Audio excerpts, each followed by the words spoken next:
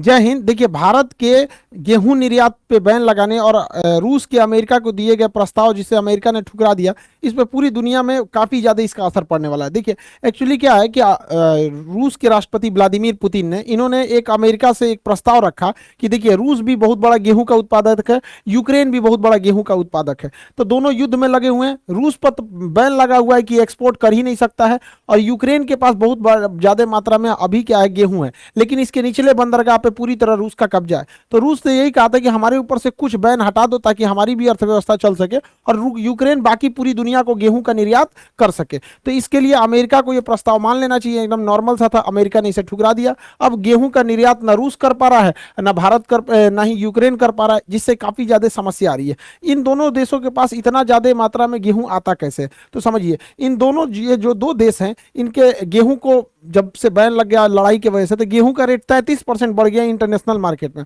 ये जो यूक्रेन है और रूस है, इनके बॉर्डर पे एक घास का मैदान है जिसे हम लोग स्टेपी घास का मैदान कहते हैं। स्टेपी घास के मैदान की विशेषता है कि इसमें दो टाइप का क्वेश्चन पूछता है। स्टेपी घास का मैदान ये यूरोप और एशिया के दोनों के बॉर्डर पे आ जाता है, यूरेशिया। इसमें पेड़ नहीं पाए जाते हैं, इसलिए कई बार क्वेश्चन पूछता है वृक्ष रहित घास किसको कहते हैं? स्टेपी को कहा जाता है।